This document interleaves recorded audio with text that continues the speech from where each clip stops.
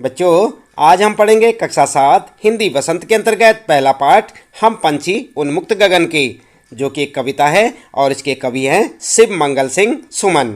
हम आपको बताएंगे इस कविता का सारांश, भावार्थ और साथ ही साथ कविता पाठ से संबंधित प्रश्नों के उत्तर भी।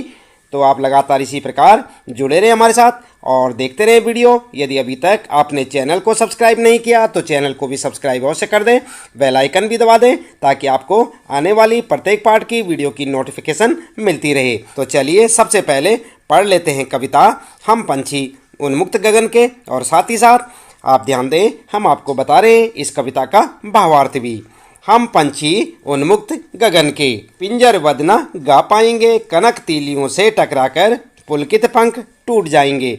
यहाँ पर कवि कहते हैं कि जो पंछी होते हैं वो क्या चाहते हैं, वो कहते हैं हम पंछी उन्मुक्त गगन के, यानी कि जो हम पक्षी हैं किसके हैं, खुले आसमान के। उन्मुक्त गगन का मतलब होता है खुला आसमान। पिंजर बंद न गा पाएंगे, हम पिंजरे में बंद रहकर गा नहीं पाएंगे।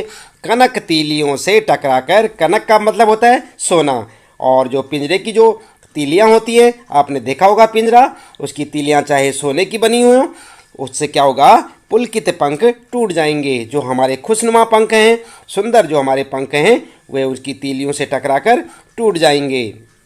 हम बहता जल पीने वाले मर जाएंगे भूखे प्यासे।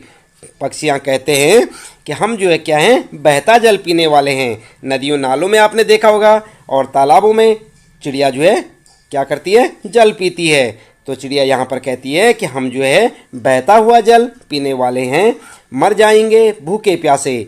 कहीं भली है कटुक निबोरी, कटुक का मतलब होता है कड़वी, कटुक का मतलब कड़वी, निबोरी मतलब नीम का फल।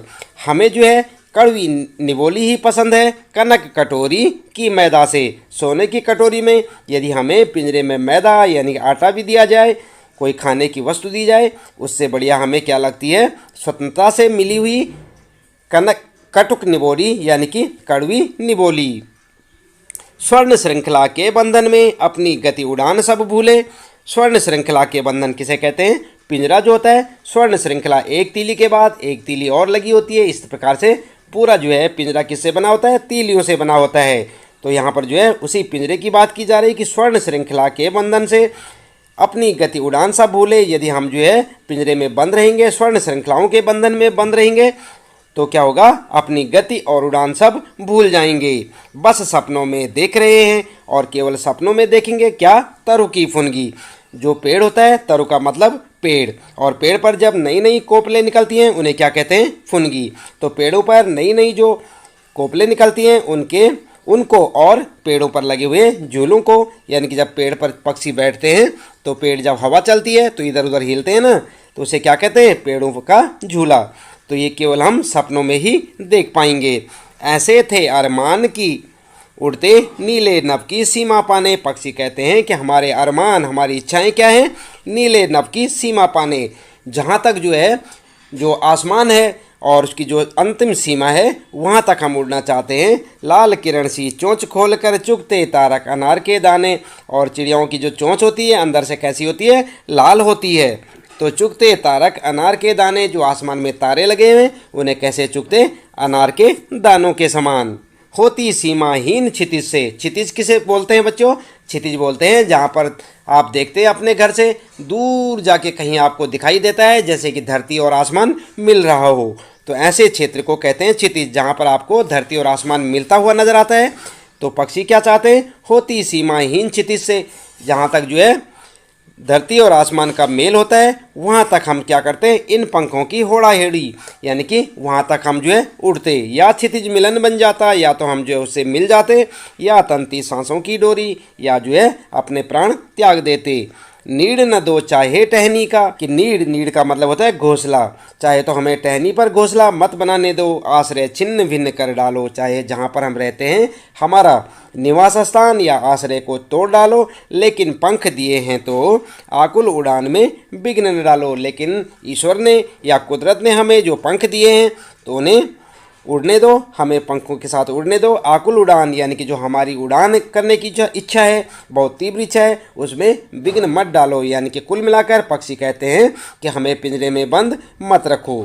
ठीक है, तो इस प्रकार से इस कविता को आप जो है यहाँ से पढ़ सकते हैं और इसका सारांश जो है हम आपको अब बताने वाले हैं। चलिए ज़्यादा देर न करते हुए अब जान लेते हैं इस कविता का सारांश। तो यहाँ पर जो है पाठ का सारांश आप किस प्रकार से लिख सकते हैं। यह कविता कवि शिव मंगल सिंह सुमन द्वारा लिखी गई है, जिसमें कवि ने पक्षियों के माध्यम से स्वतंत्रता के मायने समझाए हैं। पक्षी कह रहे हैं कि हम खुले आसमान में रहते हैं, यदि हमें पिंजरे में बंद कर दिया गया तो हम अपना मधुर गीत नहीं गा पाएंगे। सोने के पिंजरे में भी खुशी से फड़फड़ाते हमारे पंख उससे टकराकर टूट जाएंगे। पक्षी कहते हैं हमें नदियों झरनों का बहता जल पीना पसंद है, पिंजरे के अंदर हमारी भूख प्यास नहीं मिटेगी। हमें आज़ाद रहकर कड़वे नीम का फल खाना गुलामी में रहकर सोने की कटोरी में मैदा खाने से ज़्यादा पसंद है। पक्षी कहते हैं सोने की जंजीरों के बंधन में रहकर हम अपनी चाल और उड़ने का ढंग सब भूल जाएंगे। हम तो वृक्ष की ऊंची डालियों पर झूला झूलने का सपना देखते हैं। पक्षियों की इच्छा खुले नीले आसमान में उड़ने की है। उड़ते हुए वे आसमान की सीमा को छूना चाहते हैं। वे अपनी चोंच से आसमान के तारों को अनार के दानों के समान चुगना चाहते हैं। आसमान में उड़ते हुए पक्षियों में एक होड़ा होड़ी सी लग जाती है। वे आसमान की उस सीमा को छू लेना चाहते हैं जिसका कोई अंत नहीं है। वे यही इच्छा लेकर आसमान में उड़ते हैं कि या तो वे मंजिल को प्राप्त कर लेंगे या फिर मंजिल पाने की चाह में उनकी सांसें ही उखड़ जाएंगी, अर्थात वे मर जाएंगे।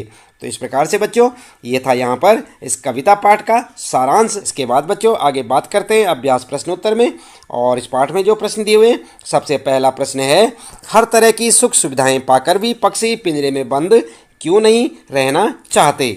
तो ध्यान दें बच्चों, पक्षी जो है पिंजरे में बंद क्यों नहीं रहना चाहते। उत्तर में आप लिख सकते हैं पक्षियों के पास पिंजरे के अंदर वे सारी सुख सुविधाएं हैं जो एक सुखी जीवन जीने के लिए आवश्यक होती हैं, लेकिन वह परतंत्र है यानी कि गुलाम है।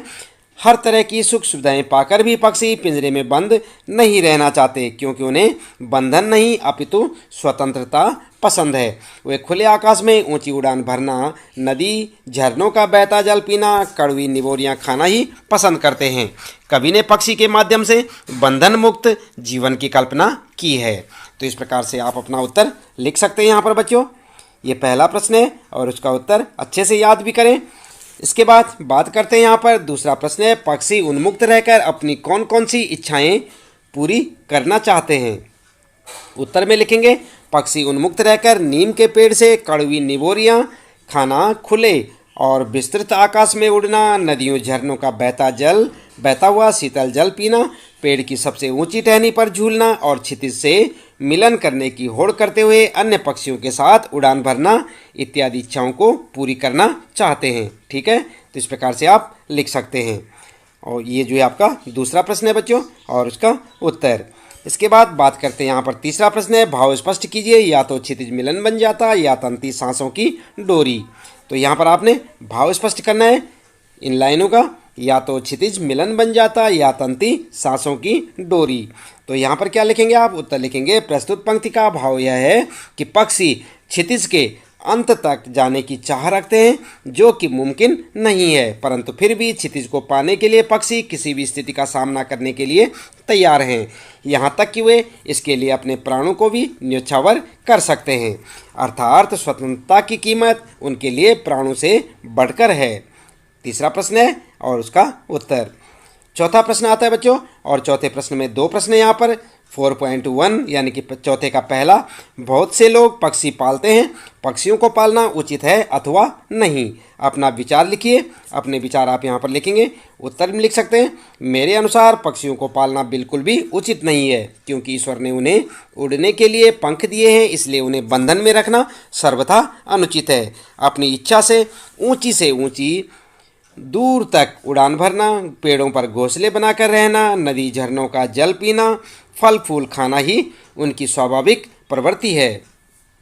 आप किसी को भी कितना ही सुखी रखने का प्रयास करें, परंतु उसके स्वाभाविक परिवेश से अलग करना अनुचित ही माना जाएगा। आज़ादी अनमोल है, सैकड़ों स्वर्णिम मुद्राएं देकर भी उसे खरीदा नहीं जा सकता। तो इस प्रकार से आप लिख सकते हैं। आप अपने हिसाब से भी लिख सकते हैं बच्चों। ये तो मैंने अपने विचार से आपको बताया कि इस प्रकार से आप लिख सकते हैं। चाहे तो आप अपने हिसाब से भी इसका उत्तर लिख सकते हैं, जैसे आपको उचित लगे। इसके बाद 4.2 यानी कि जो है चौथे प्रश्न का दूसरा पार्ट है यहाँ पर, क्या आपने या आपकी जानकारी में किसी ने कभी कोई पक्षी पाला, उसकी देखरेख किस प्रकार की जाती होगी, लिखिए। तो यदि आपके जान पहचान में किसी ने पक्षी पाला है और उन्होंने उसकी देखभाल किस प्रकार से की, इस बारे में आप लिख सकते हैं।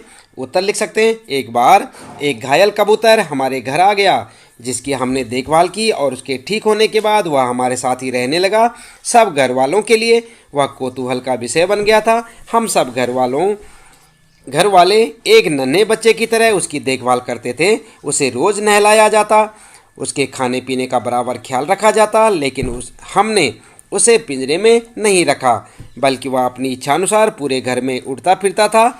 इस प्रकार से हम अपने पक्षी का पूरा ख्याल रखते थे। देख रहे हैं ना आप किस प्रकार से रखा गया पक्षी का ख्याल। तो आप भी अपने हिसाब से लिख सकते हैं।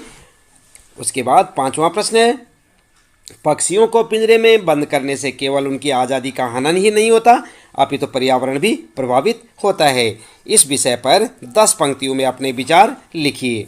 तो यहाँ पर आपने 10 पंक्तियाँ लिखनी है। उत्तर में आप लिख सकते हैं, पक्षियों को पिंजरे में बंद करने से सबसे बड़ी समस्या पर्यावरण में आहार श्रृंखला असंतुलित हो जाएगी। जैसे घास को छोटे कीट खाते हैं तो उन कीटों को पक्षी खाते हैं। आपको मालूम है ना, यदि पक्षी न रहें तो इन कीटों की संख्या में वृद्धि हो जाएगी, जो हमारी फसलों के लिए उचित नहीं है। इस कारण पर्यावरण असंतुलित हो जाएगा। पक्षी जब फलों का सेवन करते हैं तब बीजों को यहाँ वहाँ गिरा देते हैं, जिसके फलस्वरूप नए नए पौधे पनपते हैं। कुछ पक्षी हमारी फैलाई गंदगी को खाते हैं, जिससे पर्यावरण साफ रहता है। यदि वे पक्षी नहीं रहेंगे तो पर्यावरण दूषित हो जाएगा और मानव कई बीमारियों से ग्रस्त हो जाएगा। अतः जिस प्रकार पर्यावरण जरूरी है, उसी प्रकार पक्षी भी जरूरी है। दोनों एक दूसरे के पूरक हैं, एक के बिना दूसरे की कल्पना नहीं की जा सकती। तो आई बात समझ में। तो इस प्रकार से आप अपना उत्तर लिख सकते हैं। यहाँ पर 5वां प्रश्न है और यहाँ पर उत्तर आप देख सकते हैं और ठीक इसी प्रकार लिखें, इसे अच्छे से समझें, याद भी करें।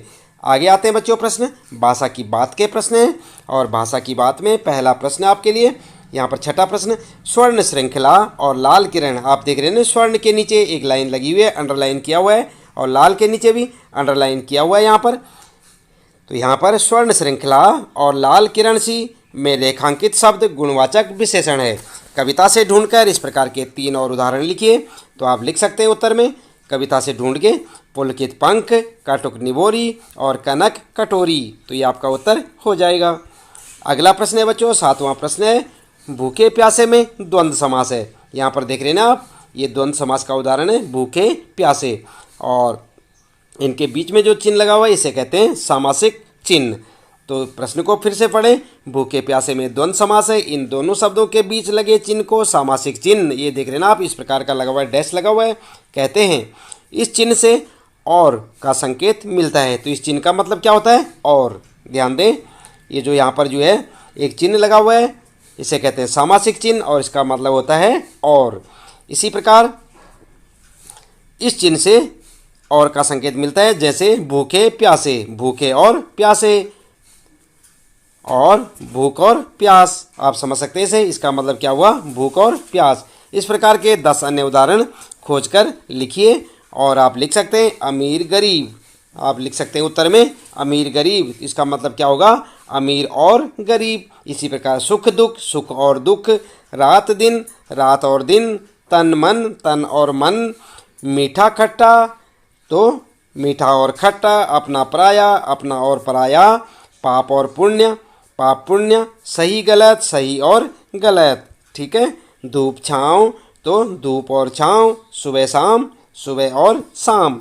तो इस प्रकार से यहाँ पर जो आपको जो है उत्तर लिखना आपने, इस जो चिन्ह को आप देख रहे हैं, इस चिन्ह का मतलब क्या होता है, और। इसे क्या कहते हैं, सामासिक चिन्ह। और एक किसका उदाहरण है, द्वंद्व समास का। ठीक है, तो समास के बारे में बच्चों और अधिक आपको यदि जानकारी लेनी हो तो आप जो है डिस्क्रिप्शन बॉक्स में जाएं, वहां पर आपको समास से संबंधित एक वीडियो देखने को मिलेगी, उसे आप क्लिक करें और समास के बारे में अच्छी सी जानकारी लें कि समास कौन कौन से होते हैं और किस प्रकार से आप द्वंद्व समास की पहचान कर सकते हैं। तो इसके साथ ही बच्चों इस पाठ से संबंधित प्रश्नों के उत्तर यहाँ पर समाप्त होते हैं। उम्मीद है कि आपको अच्छे से समझ आए होंगे। इसी प्रकार सभी पाठों के प्रश्नोत्तर जानने के लिए आप लगातार जुड़े रहें हमारे साथ और देखते रहे अपने सारे पाठों के प्रश्नोत्तर।